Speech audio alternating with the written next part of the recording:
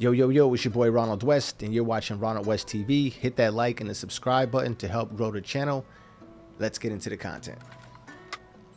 So today we're going to be talking about Project 2025 plan and overview. Basic Project 2025, Trump basically said, no, this is not my game plan. When I get in office, this is not what I'm going to do. But if you've ever watched sports and you've seen the coach talk in the interviews or pre-game, they never say exactly what their game plan is, but you've watched these coaches for years. You know what they do. This particular guy is going to run the ball. That's what he believes, and that's his philosophy. He's to run the ball. So basically, President Trump is saying, nah, Project 2025, I don't know nothing about that. I ain't messing with that. I don't know what that is. Good luck for those who do believe in it and say it, but I don't know what that is. But basically, Project 2025 is this right here. We're going to get into it right now. This is Trump's plan right now. All right. So there's 5 key elements to Project 2025. The first being increased executive power, consolidation of authority. The plan proposes centralizing more power in the executive branch to streamline decision-making and reduce bureaucratic obstacles. So basically, think about it like this, right? Let's say you work at Home Depot. You get a brand new manager now. The manager you had before he retired. You get a brand new manager now. Or better yet, they fired him. Now your brand new manager comes in, and guess what? You know what he's going to do? All of the managers that were under the old regime, he's going to get rid of them. Slowly but surely, all of them will be gone within the next 6 months. He's going to bring in and implement and put in all of his people in that position. So that's what this is. That's what the plan to process a more centralized power means. I'm going to come into office. I'm going to be the man, and I'm only going to have people around me that I put in that I like. That's going to make me higher and going to push my agenda only. The second bullet under that is regulatory overhaul. Basically what I was just saying. Reduce the influence of federal agencies by curbing their regulatory power, which could lead to fewer checks and balances on executive decisions.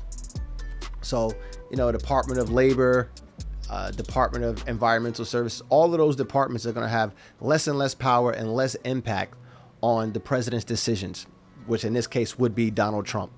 So this is already seeming like a plan where it's just like total power, and I'm getting a lot of Putin vibes, and your boy is, meaning Donald Trump, is definitely a Putin fanboy.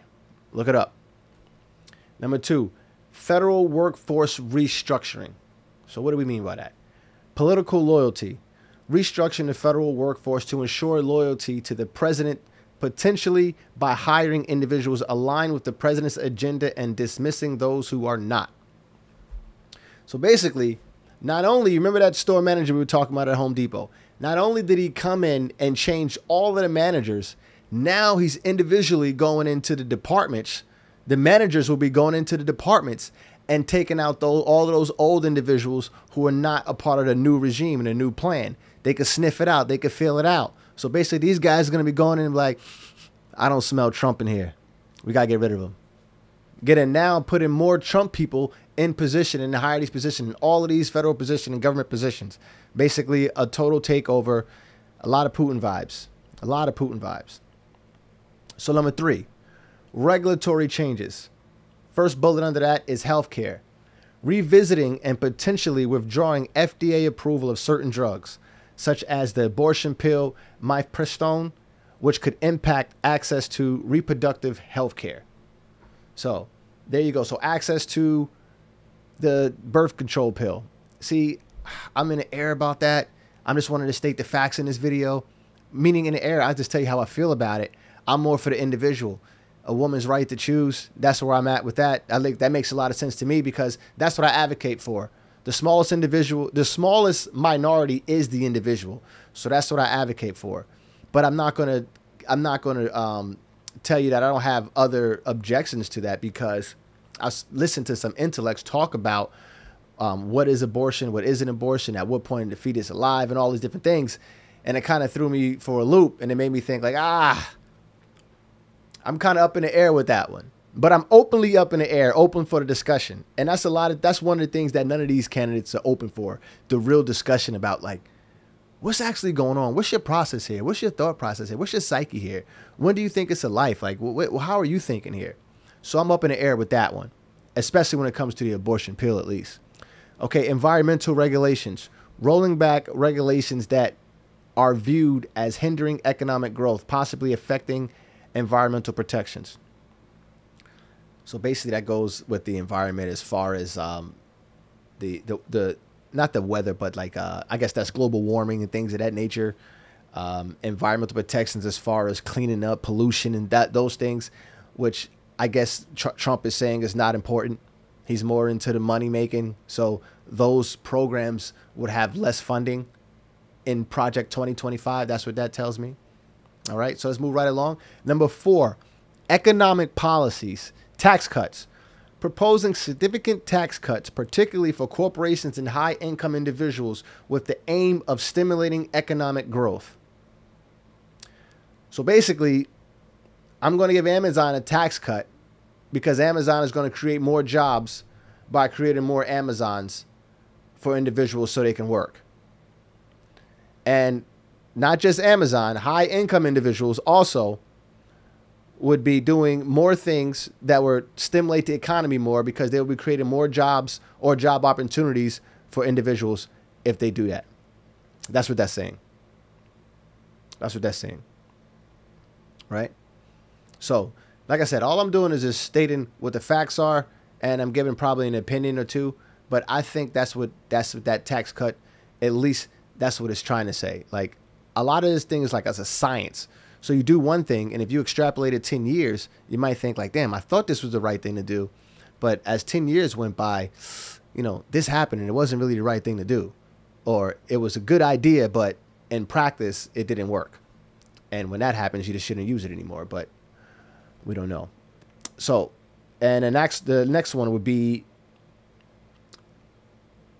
economic policies. So deregulation.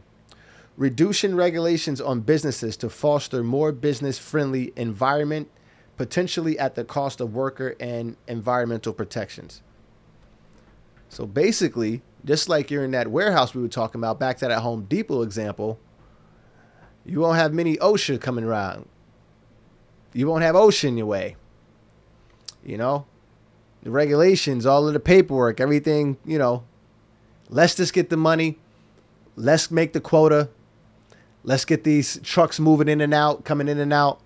Let's get everything we can do to keep ourselves productive, to compete with the overseas market where they have a lot of those jobs going overseas, where we don't have the jobs here because we have a lot of regulations. You can't get stuff done. That's all a part of like streamlining everything that Trump wants to do, moving a lot faster, no regulations, no checks and balances in a way, you know, no bureaucratic climb just to get one thing done. So he wants to eliminate all of those things. But like it says, at the expense of environmental protections and worker protections, which is that can be the cost that you pay when you're just thinking and worry about just money. Okay, number 5. And then the last one, social policies. Education. Potentially reducing federal involvement in education, advocating for more local control and school choice initiatives. So reducing involvement in federal education, all of this is about money. So that means you're reducing the money going towards public schools. That's what that says there. Reducing money towards public schools. So how do you feel about that? So that's mean you're reducing the amount of teachers because you don't have the right money. That means the supplies. The kids don't get the correct supplies.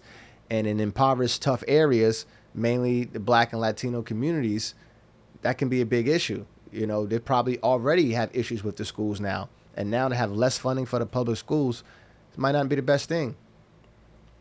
So the last one is social services.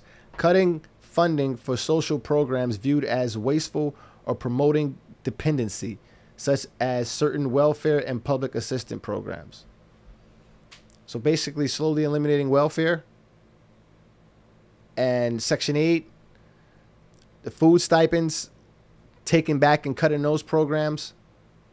So that, I guess that's forcing more people to work.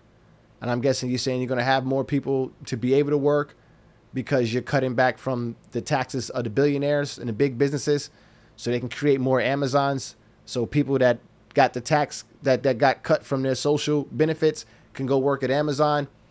You know, you're taxing Lowe's less. You're taxing Home Depot less so they can create more Lowe's and Home Depot. So those people now that are taking about that are getting all of their funding taken from them have places to go. So this is his plan. The biggest issue with this plan, though, is, like I said, it has that Putin effect to it. If you ask me, it has that authoritarian effect. You know, I don't like it. Centralized power can lead to decisions that bypass democratic process. The centralization of power might marginalize communities who already feel underrepresented, including Black and Hispanic populations. Now, the Black and Hispanics is what Trump is trying to say. He's for the Black and Hispanics. But like I said, when I break this stuff down and I put it into ChatGPT and I ask them the questions, ChatGPT says that centralizing power could lead to decisions that bypass democratic processes. This concentration of power might marginalize communities who already feel underrepresented, including Black and Hispanic populations. The robot is like not always right, but they know what's going on. All I did was input into the system, Project 2025, pros and cons. And there you go. Black and Latino communities. I'm Ronald West. This is Ronald West TV. Please hit the like and subscribe button if you like this channel. I'm out. Peace.